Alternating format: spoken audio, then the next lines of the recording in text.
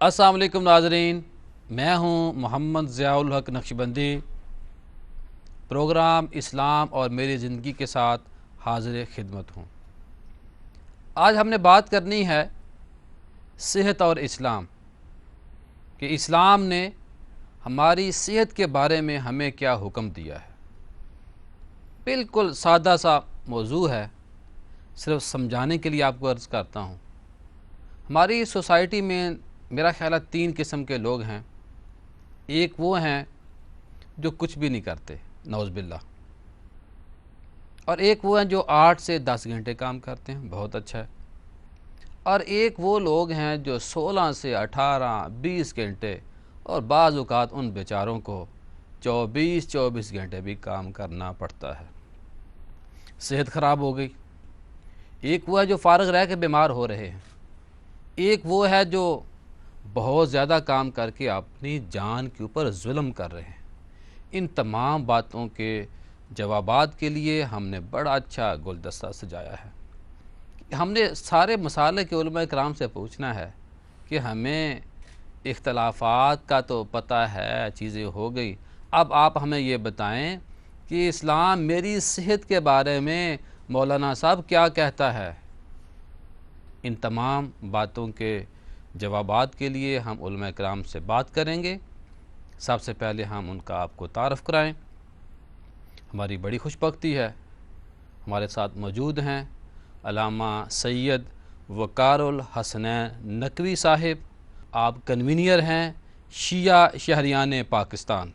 السلام علیکم جی۔ علیکم السلام ورحمۃ اللہ وبرکاتہ۔ ان کے ساتھ موجود ہیں انتہائی ہر دل عزیز علامہ رضا الدین صدیقی صاحب۔ آپ ان کو سنتے بھی رہتے ہیں اور ان کی تحریریں بھی پڑھتے رہتے ہیں۔ السلام علیکم جی۔ وعلیکم السلام ورحمۃ اللہ۔ میرے بڑے ہی پیارے بھائی علامہ حافظ حشام الہی ظہیر صاحب موجود ہیں۔ آپ چیئرمین ہیں قرآن و سنہ فاؤنڈیشن کے۔ السلام علیکم جی۔ وعلیکم السلام ورحمۃ اللہ وبرکاتہ۔ ان کے ساتھ موجود ہیں علامہ سید فہیم الحسن تھانوی صاحب۔ آپ کا تعلق جامعہ اشرفیہ لاہور سے ہے، میں ان کو بھی خوش آمدید کہتا ہوں۔ السلام علیکم جی۔ وعلیکم السلام ورحمۃ اللہ وبرکاتہ۔ تمام بزرگوں کا، دوستوں کا، علماء کرام کا بہت بہت شکریہ۔ حضور والا، صحت اور اسلام، اس کا آپس میں لنک کیا ہے؟ بسم اللہ الرحمن الرحیم۔ سب سے پہلے تو میں آپ کے سامنے ایک حدیث رکھتا ہوں کہ جو قوی مومن ہوتا ہے وہ ضعیف مومن سے بہتر ہے۔ یہاں پہ صرف قوت ایمانی کی بات نہیں ہے، یہاں پہ صحت کی بھی بات ہے، اور اس سے مراد یہ ہے کہ جس کے اعضاء قوی ہوں، جو عبادت میں چست ہو، جو سستی کاہلی سے دور ہو۔ پھر دوسری بات یہ ہے کہ نبی کریم نے تو مختلف بیماریوں کی نشاندہی کرنے کے بعد ان کا علاج خود بیان کیا، اور صحت کے حوالے سے مسلمہ اصول ضابطے مقرر کیے ہیں کہ اللہ تعالیٰ کوئی بیماری ایسی نازل نہیں فرماتا جس کی ساتھ دعا بھی نازل نہ فرمائے۔ اس کا مطلب یہ ہے کہ طب نبوی تو بذات خود ایک انڈیپینڈنٹ طب موجود ہے، جس کے بڑے بڑے جو پلرز ہیں وہ لوگوں کو پتہ ہیں۔ شہد کے حوالے سے نبی کریم صلی اللہ علیہ وسلم نے ارشاد فرمایا اس میں بیماریوں کی شفا، یہ قرآن پاک کی آیت بھی ہے کہ اس کے اندر ہم نے شفا رکھی ہے۔ پھر اس کے علاوہ اجوا کھجور کے حوالے سے نبی کریم نے ارشاد فرمایا۔ پھر زمزم کے حوالے سے، یہ تو وہ باتیں ہیں جو عام لوگوں کو پتہ ہیں، سرکہ، زمزم، کدو وغیرہ، ان چیزوں کے حوالے سے تو لوگوں کی بہت ساری باتوں کی آگاہی موجود ہے۔ لیکن میں یہ سمجھتا ہوں کہ نبی کریم صلی اللہ علیہ وسلم نے من جملہ طور پہ بیماریوں کی تشخیص اور ان کے علاج کے حوالے سے ایک جو رہنما اصول بتایا، وہ کیا ہے؟ اللہ رب العزت قرآن پاک میں ارشاد فرماتے ہیں ما ہوا شفاء و رحمت للمؤمنین۔ قرآن پاک کی آیت ہے، یہ اللہ رب العزت کی طرف سے شفا ہے اور مومنین کے لیے رحمت ہے۔ علامہ صاحب، سنت کے مطابق کھانا کس طرح کھائیں تاکہ ہماری صحت بہتر ہو سکے؟ بسم اللہ الرحمن الرحیم، نحمدہ و نصلی علی رسولہ الکریم، اما بعد۔ کھانا کھانے کے آداب تو رسول کریم صلی اللہ علیہ وسلم نے سکھائے ہیں، اور خود صحابہ کرام رضوان اللہ تعالیٰ علیہ مجمعین کو رسول کریم صلی اللہ علیہ وسلم نے کھانا کھا کے بھی دکھایا اور بتایا بھی کہ اس طرح کھانا ہے۔ سب سے پہلے بسم اللہ پڑھیں۔ پھر یہ کہ کھانے کا ادب سب سے اہم یہ ہے جو ہم سمجھتے ہی نہیں ہے کہ کھانا بعد میں دسترخوان پہ آنا چاہیے، انسان پہلے دسترخوان پہ کھانے کے استقبال کے لیے موجود ہو، اور اسی طرح جب کھانا کھا کے فارغ ہو تو پہلے کھانا اٹھائے، اس کے بعد دسترخوان کو چھوڑے، واہ۔ پھر داہنے ہاتھ سے کھانا کھانے سے پہلے ہاتھ کو دھونا، اور وہ ہاتھ دھونے کے بعد آپ کو یاد ہو کہ کچھ عرصے تک یہ بات چلتی رہی کہ جی تولیے سے یا ٹیشو سے خشک کرنے میں کیا حرج ہے، لوگ گیلے ہاتھ سے کھانا کھانا جو تھا وہ معیوب سمجھا جاتا تھا، ایٹیکیٹس کے خلاف تھا. لیکن اب آپ کی سائنس نے اس چیز کو پروو کیا ہے کہ کسی چیز سے بھی آپ پوچھیں گے، وہ کپڑا ہو یا ٹیشو ہو، اس میں کچھ نہ کچھ جراثیم ہوتے ہیں. تو اسلام کی تعلیمات یہ ہیں کہ کھانا کھا کے کھانے سے پہلے جب ہاتھ دھو تو ان کو پوچھو نہیں، تاکہ وہ جراثیم سے پاک ہو تمہارے. اسی طرح ناخونوں کا کاٹنا، کہ کھانا اپنے ہاتھ سے کھانا. ہمارے ایک بزرگ تھے، وہ ایک جگہ کھانے کے لیے گئے تو ان کے سامنے انہوں نے کانٹے وغیرہ رکھ دیے اور چمچے رکھ دیے، تو انہوں نے ہاتھ سے کھانا شروع کیا. تو میزبان نے کہا کہ حضرت یہ کانٹا اور چھری، کہنے لگے کہ بھائی یہ کانٹا اور چھری تو پتہ نہیں کس کس کے منہ میں گئی ہوگی، یہ ہاتھ تو میرے ہی منہ میں جاتا ہے، مجھے پتہ ہے، تو میں تو اسی سے کھاؤں گا. مطلب یہ کہ سنت کا جو طریقہ ہے اور اس میں برکت ہے. اسی طریقے پر پھر یہ کہا کہ کھانے کو بھوک روک کے کھائے، انسان بھوک کو روکے اور کھانا کھائے. اسی طریقے پر پانی پینے کے آداب، اسی طریقے پر ہر چیز. اور یہ وہ جو آپ کو حدیث کا اشارہ دے دوں کہ طبیب آ کے رہے کچھ عرصہ اور وہ جاتے ہوئے کہہ گئے کہ جی آپ کو تو ضرورت ہی نہیں، آپ جن اصولوں کے اوپر چل رہے ہیں، تو انسان اگر ان کو اپنائے تو اس کے لیے تو بیماری تو کسی صورت بھی اس کے قریب. بات کانٹے کی ہو رہی تھی، تو میرا خیال میں جو لوگ اپنے ناخن کاٹ لیتے ہیں ان کو چمچے کی کم ضرورت پڑتی ہے. خواتین کی خاص طور پہ بات کر، لمبے لمبے ناخن ہیں، جراثیم بھی ہوتی ہیں، بیماریاں بڑھتی ہیں. تو کس طرح آپ لوگوں کو بتا سکتے ہیں کہ صحت کا خیال رکھنا ہے؟ حضور یا ائمہ اہل بیت نے جو فرمایا ہے کہ اگر اسلام کے مروجہ اصولوں کے مطابق انسان اعتدال سے کھائے، کم سونا، کم کھانا اور کم بولنا، یہ صحت کے لیے سب سے بہتر ہے. یعنی یہ ناخن تراش کے، جیسے حضرت صاحب نے فرمایا، ہاتھ سے کھانا کھایا جائے اور اس کے اندر خود بخود شفا آ جاتی ہے. یہ ہاتھ کا لمس جو ہے یہ آپ کو ذائقہ دیتا ہے، سبحان اللہ، ٹیسٹ دیتا ہے، خوراک زیادہ اچھی، ہاتھ سے لیا ہوا آپ کا نوالا جو ہے وہ زیادہ اچھا بن جاتا ہے. اور سب سے پہلے دیکھیے کہ حیوان، کوئی انسان کے علاوہ ہر شخص کھانے کے آگے سر جھکاتا ہے.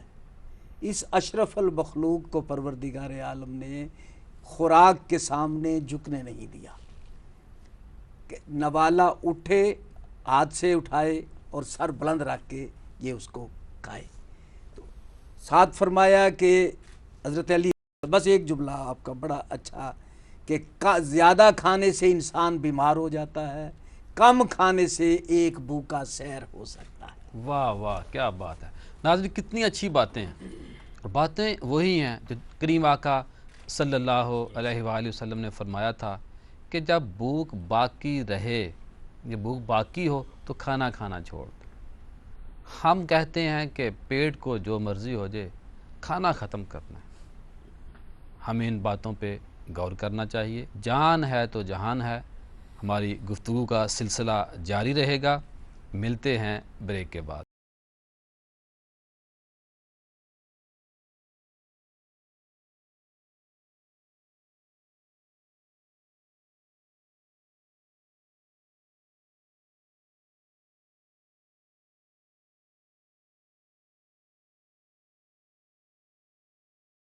السلام علیکم ناظرین، بریک کے بعد حاضر خدمت ہیں.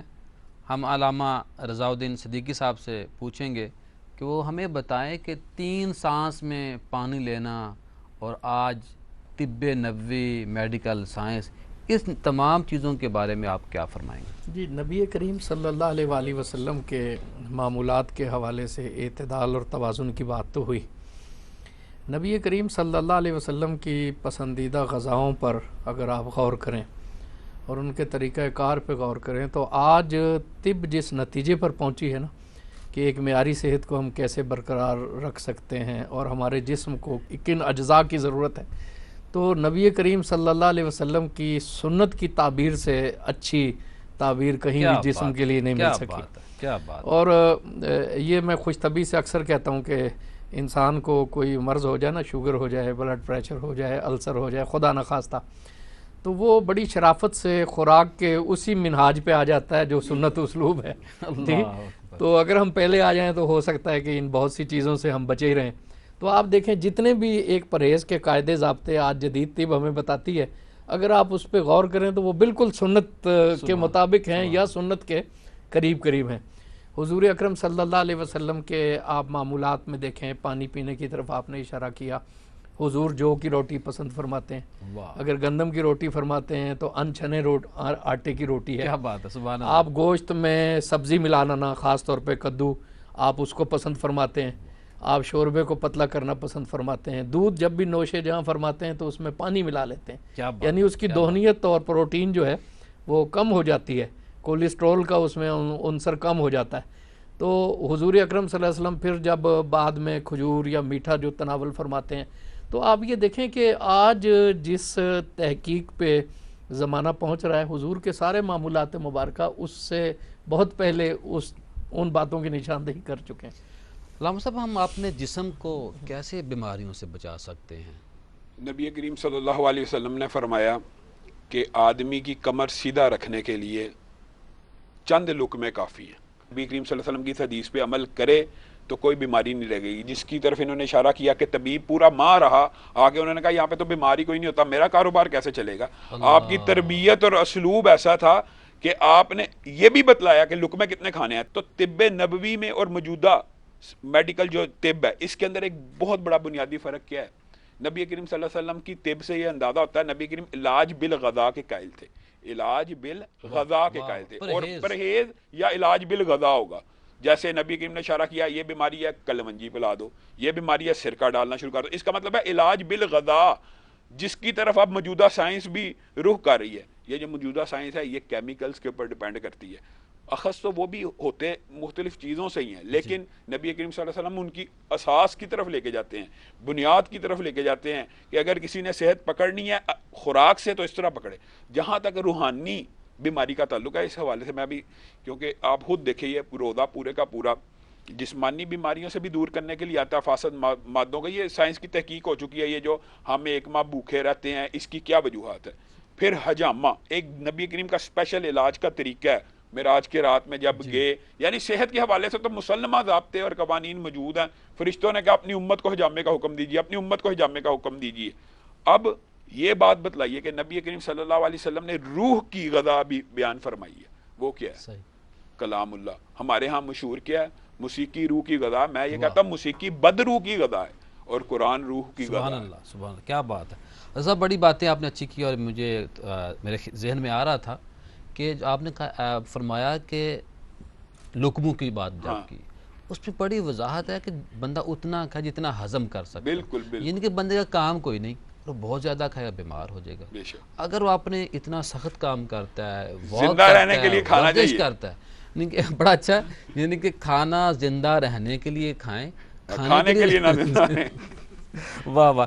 حجامہ کی شرعی حیثیت پہ تھوڑی سی روشنی ڈالیں آپ. رسول کریم صلی اللہ علیہ وسلم کو یہ طریقہ بتایا گیا اور آپ نے اس کو اختیار بھی کیا، اور مختلف جگہوں پر حجامہ کی مختلف صورتیں تھیں. اس میں وہ جونک پہلے تھی وہ لگایا کرتے تھے، اس کو پشنے لگانا بھی کہا جاتا ہے. جسم کے دیکھیے یہ ایک جو ہے اس کا ایک باقاعدہ اصول ہے کہ ہر اعضاء کے لیے مختلف جگہ مقرر ہیں، اور وہ طبیب کو پتہ ہے، وہ کوئی ڈاکٹر ہی بتا سکے گا جو جات. تو ان جگہوں کے اوپر جو ہے اس کو لگایا جاتا ہے تاکہ اس سے وہ وہاں سے فاسد خون جو ہے اس کو نکال دیا جاتا ہے، اور اس سے بہرحال فرق پڑتا ہے. دوسری بات جو میں عرض کرنا چاہ رہا ہوں کہ اللہ تعالیٰ نے رسول کریم صلی اللہ علیہ وسلم کے ذریعے جو چیزیں ہمیں سکھلائی ہیں، آج کی سائنس اس کو مان رہی ہے. کھڑے ہو کے پیشاب کرنا رسول کریم صلی اللہ علیہ وسلم نے اس سے منع فرمایا. آج کی سائنس یہ کہتی ہے کہ وہ لوگ پروسٹیٹ گلینڈ کی تکلیف سے محفوظ رہتے ہیں کہ جو اپنا معمول بیٹھ کے پیشاب کرنے کو بناتے ہیں، کھڑے ہو کے پیشاب کرنا. اسی طرح وضو میں جو اعضاء دھوئے جاتے ہیں اس کے بارے میں سائنس یہ کہتی ہے کہ جب آپ ان اعضاء کو دھوتے ہیں، ناک سے نکتے ہیں، کلی کرتے ہیں، یہ آپ کوہنیوں تک ہاتھ دھوتے ہیں، پاؤں دھوتے ہیں، تو اس سے آپ کے جسم کے اندر ایک فرحت اور ایک چستی پیدا ہوتی ہے، اور اس کی بھی اثرات آپ کے جسم میں آتے ہیں. اسی طریقے پر صبح کو تہجد کے وقت اٹھنا. پھر میں نے ایک مرتبہ ڈاکٹر ہارون رشید صاحب جو مرحوم اللہ تعالیٰ ان کے درجات بلند فرمائے، ان کی زبان سے یہ بات سنی کہ سائنس نے اس بات کو ثابت کر دیا ہے کہ جب کبھی بھی انسان کے اوپر اٹیک ہوتا ہے اور اس کو آکسیجن کی ضرورت ہوتی ہے تو اس کو رکوع کی حالت میں کھڑا کیا جاتا ہے، ورزشیں سکھائی جاتی ہیں کہ تم رکوع کی، اور اللہ تعالیٰ نے پورے دن کی لمبا سجدہ، لمبا نہیں، وہ تو لمبا سجدہ تو بالکل اس کے لیے، لیکن رکوع کی حالت میں انسان کی باڈی سب سے زیادہ آکسیجن لیتی ہے.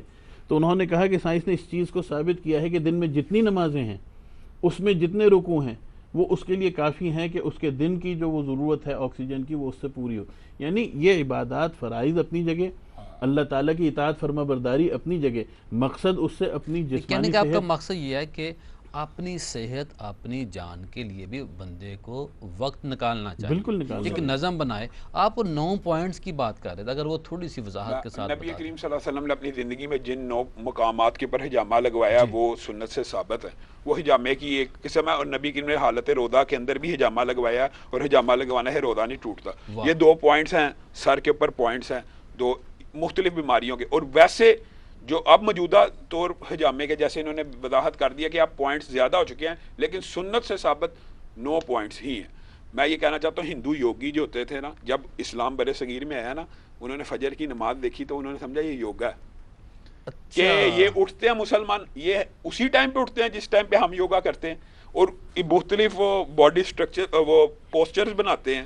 حالانکہ جیسے انہوں نے اشارہ کر دیا کہ یہ فرائض ہیں، نماز تو مسلمان کے اوپر فرض ہے نا 5 وقت. ہمارے ہاں مسئلہ حضور والا یہ بن گیا ہے، کھانا کھاتے ہیں، کھانے کے ساتھ ہی سو گئے، جہاں کھانا کھایا وہیں پہ لیٹ گئے. ٹھیک ہے، ہمارے نظم کوئی نہیں، اس وجہ سے بھی ہماری صحت خراب ہو رہی ہے. حضور والا یہ بتائیں کہ جو پرہیز ہے، احتیاط ہے، جو ہمیں تدابیر اختیار کرنی چاہیے اپنی جان صحت کے لیے، اس کے اوپر آپ روشنی ڈالیں. اعتدال اور پرہیز کی بہترین مثال حضرت ابراہیم علیہ السلام کی وہ دعا ہے کہ خالق میں جب بیمار ہوتا ہوں تو تو مجھے شفا دیتا ہے، واہ واہ، بیمار میں ہوتا ہوں شفا تو دیتا ہے. یعنی انسان بیمار اپنی بے اعتدالیوں کی وجہ سے ہوتا ہے اور شفا اس پروردگار عالم کی طرف سے آتی ہے.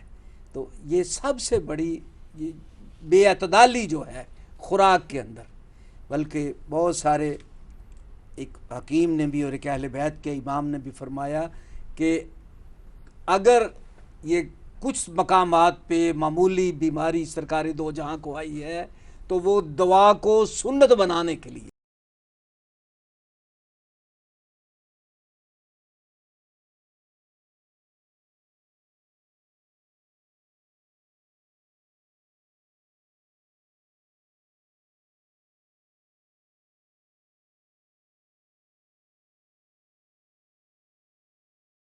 السلام علیکم ناظرین، آج ہم نے بات کرنی ہے صحت اور اسلام، کہ اسلام نے ہماری صحت کے بارے میں ہمیں کیا حکم دیا ہے کہ ہم نے اپنی صحت کو بہتر کس طرح کرنا ہے. آپ جانتے ہیں کہ بندہ صحت مند ہوتا ہے وہ نماز بھی اچھی طرح پڑھ لیتا ہے، وہ رکوع بھی اچھی طرح کر لیتا ہے، اور جو بیچارہ خدا نہ خواستہ بیمار ہو اس کو ڈاکٹر بھی کہہ دیتے ہیں کہ سجدہ نہ کریں.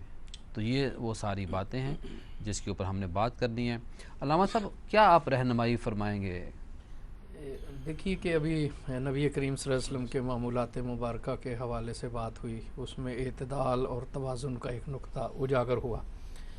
قرآن پاک میں ایک بڑی معنی خیز بات ہے کہ ایھا الرسل کلوا من الطیبات واہ وعملوا واہ، کیا صالحا، بات ہے، سبحان اللہ. کہ صرف حلال نہیں بلکہ طیب.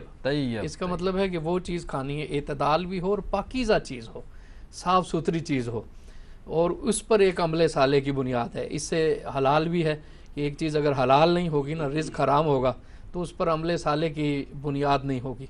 ایک اہم چیز نبی کریم صلی اللہ علیہ وسلم نے جس کی نشاندہی فرمائی، حضرت سعد ابن ابی وقاص کو دل کے مسائل پیدا ہو گئے تو حضور اکرم صلی اللہ علیہ وسلم نے فرمایا کہ انہیں حارث بن کلدہ حکیم کے پاس لے جاؤ اللہ، اور انہیں کہو کہ جو مدینہ کی عجوہ کھجور ہے گٹھلیوں سمیت کوٹ کر انہیں دیں.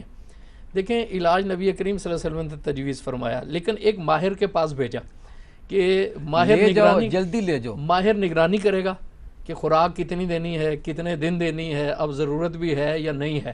تو ایک اشارہ یہ بھی ملتا ہے کہ یہ جو سیلف میڈیکیشن ہے یہ نہیں کرنی چاہیے، کسی ماہر سے رجوع کرنا چاہیے. ماہر سے رجوع کرنا چاہیے۔ نبی کریم صلی اللہ علیہ وسلم نے بہت سی چیزیں بتائی ہیں، اب میں نے دیکھا ہے کہ بعض لوگ اپنے طور پر وہ چیزیں پڑھ کرنا تو اپنا علاج شروع کر دیتے ہیں، اور یہ بھی دیکھیے ایسا نہ ہو کہ سنت رسول صلی اللہ علیہ وسلم پر کوئی تہمت لگ جائے، آپ کلونجی لے لیں اور اتنی مقدار میں لے لیں کہ آپ کے جسم میں آئرن جو ہے وہ ضرورت سے زیادہ ہو جائے، چونکہ اس میں آئرن ہے۔ بالکل جی سمجھ رہے ہیں نا، جس کی طرف نبی کریم صلی اللہ علیہ وسلم نے نشاندہی کی ہے اس میں برکت ہے، لیکن برکت کے ساتھ ساتھ حکمت بھی جو ہے اس کو مد نظر رکھیں، ہر چیز کو ویسے بغیر سوچے سمجھے جو ہے وہ استعمال کرنا نہ شروع کریں۔ کسی سمجھدار شخص سے جو کہ طب کے مسائل کو، معمولات کو جانتا ہو۔ اسی طرح اس دور جیسے حجامہ کا ذکر ہوا تو وہ اس دور کی ایک سائنس تھی جسے نبی کریم صلی اللہ علیہ وآلہ وسلم نے اختیار فرمایا، 3000 سال قبل مسیح سے یہ حجامہ کا سلسلہ ہے۔ تو آج بھی اگر جو کوئی جدید ریسرچ ہو چکی ہے تو اس سے فائدہ اٹھانا کوئی سنت نبوی کے خلاف نہیں ہے۔ اور اسی طرح حجامہ بھی جو ہے وہ ایک سائنس ہے جی، اب کہا جاتا ہے کہ اس کے 147 مقامات ہیں، اس طرح آکو پینچر ہیں، بہت سی چیزیں ہیں، تو اس میں حضور کی سنت بھی یہ بھی ہے کہ سمجھدار شخص سے پوچھ کر بڑا اچھا آپ نے نکتہ حضرت صاحب نے بتایا ہے کہ جب آپ بیمار ہوں تو فوراً ڈاکٹر کے پاس جانا اور اچھے ڈاکٹر کے پاس جانا بڑا ضروری ہے، اس کی آپ تھوڑی سی وضاحت فرمائیں۔ جیسے غذا میں اعتدال بتایا ایسے دوا میں بھی اعتدال بتایا۔ یہ بڑی اچھی بات تھی کہ کھانا کھائیں لیکن صاف کھائیں، تھوڑا کھائیں خوبصورت کھائیں۔ طیب طاہر کے علاوہ کہ دوا بھی آپ نے بہت نہیں لے جانی، کھانسی کا پورا سیرپ آج بوتل پی جاتے ہیں لوگ اور پڑے ہوتے ہیں جناب، تو دوا میں بھی اعتدال رکھنا ہے کہ جتنی مقدار کی آپ کو ضرورت ہے وہ بھی اتنی ہی کرنی۔ شہد بھی زیادہ کھانا نقصان دہ، کلونجی بھی زیادہ کھانا نقصان دہ ہے۔ تو اگر ہم حضور نبی کریم صلی اللہ علیہ وآلہ وسلم کے، تو دوسرا یہ کہ ماہر کو نہیں چھوڑنا، کیا بات ہے، جو اس شعبے میں ماہر ہے اس کو نہیں چھوڑنا، عطائیوں سے بھی بچنا ہے کہ جو چاہے آپ کو۔ بڑا اچھا نکتہ آپ نے بتایا۔ دوسرا عبادات جو ہے یہ صحت، اسلام کی ساری صحت کے لیے، جیسے علامہ صاحب نے فرمایا روزے کے لیے، نماز بھی جیسے یوگا کہا جی ورزش ہو جاتی، انسانی بدن کو جتنی ضرورت ہے وہ نماز دے رہی ہے، لیکن اسے ورزش سمجھ کے نہ پڑھو، عبادت سمجھ کے پڑھو، تو اس کے مختلف پہلو آپ کو، جیسے دین کا ستون بھی ہے۔ آپ سے ہم اس کی تشریح بھی لیتے ہیں، اگر بندہ کھاتا بہت زیادہ ہے، وہ کہے کہ میں صرف نماز کے ذریعے میری ورزش ہو رہی، فائدہ برکت اپنی جگہ پہ، لیکن جس طرح کی بیماریاں ہیں، حملے ہو رہے ہیں، کیا ہمیں اپنی جان کے مزید سجدے کو زیادہ اچھا کرنے کے لیے، رکوع کو زیادہ اچھا کرنے کے لیے صبح ہم اپنے روٹین بنائیں؟ آپ جس بات کی طرف اشارہ کر رہے ہیں نا، اگر نبی کریم صلی اللہ علیہ وسلم کے کہنے کے مطابق چلے گا نا، وزن بھی نہیں بڑھ سکتا۔ کیوں؟ یہ تو ہم ان کے اوپر عمل نہیں کرتے، کہنے والا اور سننے والے۔ نبی کریم صلی اللہ علیہ وسلم نے کھانا کھانے کا پوسٹر بیان کیا، ایک ٹانگ کھڑی کرنی ہے، میدے کے پاس رکھنی ہے۔ اب بتائیں پتہ اس سے کیا فیل ہوتا ہے؟ میدا بھرا ہوا فیل ہونا شروع ہو جاتا ہے آٹومیٹیکلی، یعنی پوسٹرز بھی تو بتائے ہوئے ہیں۔ آپ یہ بتائیں جس مذہب کے اندر یہ بھی بتایا گیا ہو کہ کتا اگر برتن میں منہ مار جائے تو اس برتن نے جراثیم سے صاف کیسے ہونا ہے، اس مذہب میں صحت کے کیسے کیسے اصول ہوں گے، باقاعدہ حدیث موجود ہے۔ آپ کو پتا ہے حدیث شروع ادھر سے ہوتے ہیں، باب صحت جو وغیرہ، کہاں سے کہ 7 دفعہ پانی سے دھونا ہے، لیکن ابتدا کس سے کرنی ہے؟ مٹی سے۔ مٹی کے بغیر اس کے تھوک کے جراثیم ختم نہیں ہوں گے۔ تو اس مذہب کے اندر ایک ڈاکٹر ہیں امریکی، انہوں نے یہ سرچ کیا کہ میں دیکھتا ہوں انہوں نے 16 بار برتن کو دھویا پانی کے ساتھ، کوئی نتیجہ چیک وہ نہیں کیا نکلا، جراثیم تھے، بعد انہوں نے مٹی سنت کے مطابق جراثیم ختم ہوئے۔ یہی تو یہ ہے سنت، میں یہ ہے کہہ رہا ہوں کہ سائنس۔ یہی نبی کریم صلی اللہ علیہ وسلم نے تو یہ اصول متعین فرما دیے۔ اور جہاں تک یہ جس بات کی طرف ابھی گفتگو ہو رہی تھی نا کہ حکمت کی طرف اور ماہر معالج کے ساتھ رجوع کرنا چاہیے، لازمی کرنا چاہیے علاج کا، لیکن باب مفتوح ہے۔ یعنی یہ سمجھنا کہ اگر کسی مشرک سے یا کافر سے علاج کرانا منع، نہیں منع، یہ بھی معاشرے کے اندر اویئرنیس پھیلانے کی ضرورت ہے۔ سمجھ گئے نا، یہ اللہ نے دی یہ علاج معالجے کا باب مفتوح ہے۔ اس سے یہ مطلب نہیں ہے کہ اگر کوئی کافر یا یہودی یا عیسائی نے ریسرچ کی ہے تو اس کی بنائی ہوئی دوائی مسلمان نہیں کھا سکتا۔ کیوں نہیں کھا سکتا؟ یعنی علاج کا باب تو مفتوح ہے۔ اور یہ بھی الٹی بھی بات لے لیں کہ آپ جو علاج ہے کسی سے بھی کروا سکتے۔ میں دوسری طرف بھی آئیں، نبی کریم صلی اللہ علیہ وسلم کے صحابی نے یہودی اور کافر سردار کا علاج کیا، سورۃ فاتحہ۔ اس کا مطلب ہے یہ باب مفتوح اللہ کے نبی نے کر دیا ہوا، آپ بھی کروائیں اور آپ بھی لوگوں کا کریں۔ میں یہ بات عرض کرنا چاہ رہا ہوں کہ رسول کریم صلی اللہ علیہ وسلم کا براہ راست رابطہ اللہ تعالیٰ کے ساتھ ہے، اور اللہ تعالیٰ خالق کائنات ہے، ہمارے جسم کو بنانے والی اللہ تعالیٰ کی ذات ہے، اور یقینی بات ہے کہ رسول کریم صلی اللہ علیہ وسلم جب ان سے کوئی چیز لے کے ہمیں بیان فرمائیں گے تو وہ بالکل ایسے ہوگا کہ جیسے سزوکی کی گاڑی ہو اور وہ خراب ہو جائے تو کبھی ہم ٹویوٹا یا ہونڈا کے شو روم پہ نہیں لے کے جاتے، ہم سزوکی والے کے پاس لے کے جاتے. تو رسول کریم صلی اللہ علیہ وسلم کے بتائے ہوئے راستے، آپ کے طریقے، آپ نے جن چیزوں کی ہمیں تعلیم دی، یہ طبیب کو اختیار کرنا اور طبیب سے مشورہ کرنا یہ تو ضروری اور لازمی ہے. بلکہ بعض دفعہ تو میرا تجربہ تو یہ ہے، میرا چھوٹا بچہ بیمار ہو جاتا تھا اور بخار ہے، اب اسے دوا دے رہے ہیں، بخار ہی نہیں اتر رہا. وہ ایک ڈاکٹر تھے، اچھی خاصی فیس لیتے تھے، ان کے پاس جاتا تھا. کتنی دفعہ یہ ہوا کہ انہوں نے کہا کہ جی یہ بس پیناڈول دیں، میں نے کہا جی دے رہا ہوں، نہیں مولانا صاحب یہی دیں، بس اس کا علاج یہ 3 دن میں بخار اتر جائے گا. اچھا، بس ان کو فیس دینی اور گھر آنا اور بچے کا ٹھیک ہو جانا. یعنی اللہ تعالیٰ نے اس میں بھی ایک سلسلہ رکھا ہے، اسباب کو اختیار کرنا وہ ہمارے لیے لازمی ہے. اور پھر یہ کہ اس کو روزگار دینا ڈاکٹر کو، بس وہ تو پھر وہ نظام ہے نا جی اللہ تعالیٰ، اس کے بچے بھی ہیں، اللہ تعالیٰ کا نظام ہے نا، اللہ تعالیٰ نے اس نظام کو چلانا ہے. اور دوسری بات جو سب سے اہم ہے کہ ہمیں اپنے ماحول کو صاف رکھیں. اپنے کھانے کے اندر جیسے علامہ صاحب نے فرمایا کہ طیب چیزیں، قرآن کریم میں ہے وَرَزَقْنَاهُم مِّنَ الطَّيِّبَاتِ، تمہیں پاک چیزوں سے رزق دیا ہے، تو ان پاک چیزوں کو ظاہراً بھی پاک ہوں اور عرفاً بھی باطن بھی ان کا پاک ہو، یعنی حلال ہوں، حلال لقمہ ہو اور پاک اور طیب ہو. آج ہمارے معاشرے میں جو بے راروی ہے اس کی وجہ یہ ہے کہ بہت سی چیزیں ایسی ہوتی ہیں کہ ان چیزوں کے اندر ہمیں پتہ ہی نہیں چلتا کہاں سے ہم حرام لا رہے ہیں، کہاں سے. بازار میں بہت سی چیزیں ایسی امپورٹ ہو رہی ہیں کہ ان کے اوپر صرف حلال کا لیبل لگا کے اور ان کو بھیجا جا رہا ہے. پوری ایک اتھارٹی بنی ہے، اس نے پوری ایک ریسرچ کی ہے، ان کی ساری تحقیق ہے، اس کو دیکھنا چاہیے کہ بہت سی چیزیں اس میں عناصر حلال حرام کے ہیں اور وہ حرام اجزاء ہم کھا لیتے ہیں اور کہتے ہیں جی کوئی بات نہیں حلال لکھا ہوا ہے. تو کسی چیز کو لکھنے سے وہ حلال نہیں ہوتی، اس کی ماہیت تبدیل نہیں ہوتی. ان چیزوں کی پر ہمیں توجہ کرنی چاہیے. باقی صحت کا معاملہ اللہ تعالیٰ سب کو صحت دے اور بہترین طریقہ وہ سنت کا ہے. اگر ان طریقوں کو ہم اختیار کریں تو روزہ اور افطار میں خاص طور پہ اعتدال کی بہت زیادہ ضرورت ہوتی ہے. سحر اور افطار میں ہمیں ان کو اعتدال میں رہنا چاہیے. بہت بے تحاشا انسان کو بھوک تو ہوتی ہے، لیکن اگر روک کے ذرا سا کھائیں تو وہ بھی ہماری صحت کے لیے اور اس کے لیے باعث ہو. علماء کرام سے یہ اپیل ہے ہماری کہ سحری اور افطاری کے وقت لوگ اس طرح کھاتے ہیں کہ بس آخری سحری ہے اور آخری افطاری ہے اور اتنے پکوڑے سموسے اور جو پورا سال ہم نہیں کھاتے. کسی ایک بات پہ ہمیں بتائیں کہ اتنی سحری اتنی افطاری. غزالی نے بڑی خوبصورت بات کی. انہوں نے کہا کہ جب نفس عادی ہونے لگتا ہے نا بھوک کا اور صبر کا اور مشقت کا، تو ہم افطاری کے وقت اسے اتنا دے دیتے ہیں کہ وہ پہلے سے بھی زیادہ لذت کا عادی ہو جاتا ہے. تو اعتدال اور توازن ہر چیز جو ہے وہ ٹھیک ہے، اور وہ مسنون اگر طریقے سے کھائی جائے تو وہی سحری میں برکت بھی ہے، سنت بھی ہے. جی حضرت صاحب. جزاک اللہ. بس یہی بات ہے کہ دن بھر کی بھوک پیاس کا آخر پہ جو نتیجہ ہے اسے اعتدال میں لائے، یکدم اس پہ حملہ آور نہ ہو جائیں. اور حملہ آور جی حملہ آور ہی ہو رہے ہیں جناب علی کھانے میں، افطاریوں میں، اجتماعی افطاریوں میں جو کچھ ہو رہا ہے جیسے بات. جی حضرت صاحب کیا فرمائیں؟ میں یہ کہنا چاہتا ہوں کہ روزے کا جو اصل غرض و غایت ہے، اگرچہ نفس کو قوی کرنا، صحت کا حصول، یہ اس کے سائیڈ آپ بینیفیشری چیزیں ہیں. اصل چیز کیا ہے؟ نبی کریم صلی اللہ علیہ وسلم نے فرمایا من لم یدع قول الزور، جس نے گندی بات، بری بات، فحش بات، غیبت، چغلی سب اس میں آ جاتی ہیں، وہ نہ چھوڑی اور اپنا کھانا اور پینا چھوڑ دیا تو اللہ کو حاجت نہیں وہ اپنا کھانا پینا چھوڑ دیں. اصل بلیدگی اور اصل صحت روزے کے اندر ہم نے رمضان میں اپنی روحانی صحت کی طرف توجہ کرنی ہے.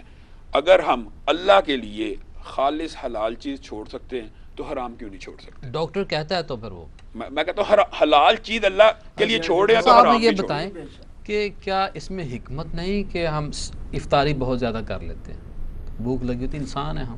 نبی پاک صلی اللہ علیہ وسلم نے تراویح کا اہتمام کیا، صرف وہ اس لیے تھے کہ جو غذا ہم کھاتے وہ بھی ہضم ہو جائے تھوڑی سی.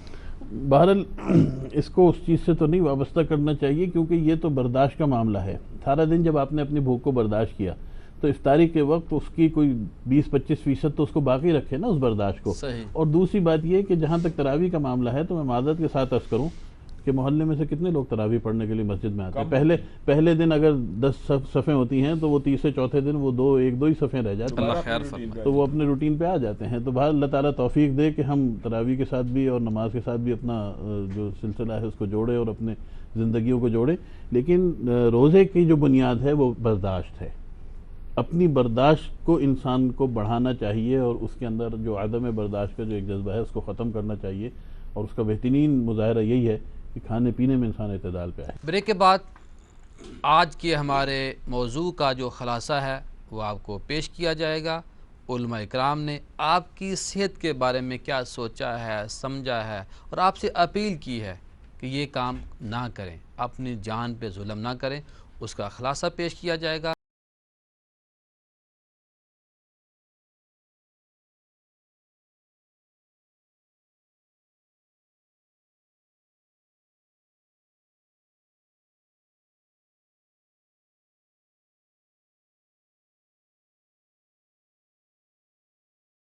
السلام علیکم ناظرین، بریک سے پہلے علماء اکرام نے آج کا جو ہمارا موضوع تھا اسلام اور صحت، اس کے حوالے سے آپ لوگوں سے کچھ اپیل کی ہے، اور یہ شرعی اپیل ہے۔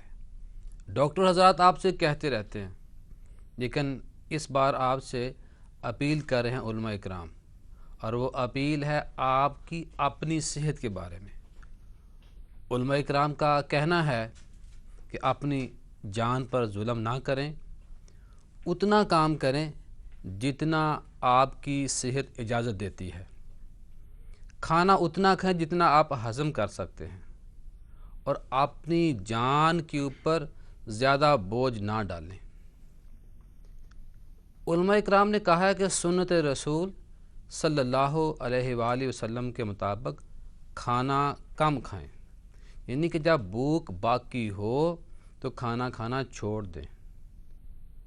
علماء اکرام نے یہ بھی آپ سے ایک شرعی اپیل کی ہے کہ جب آپ بیمار ہوں یا کوئی اور بیمار ہو، یعنی کہ آپ کو پتہ چل رہا ہو کہ میرا یہ مسئلہ ہے، یہ ٹانگ میں، پیٹ میں، کوئی بھی مسئلہ ہو، تو علماء اکرام کا یہ کہنا ہے کہ فوری طور پر ڈاکٹر سے رجوع کریں، اور متعلقہ ڈاکٹر سے رجوع کریں۔ یہ سنت رسول ہے۔ یہ تھا علماء اکرام کا کہنا۔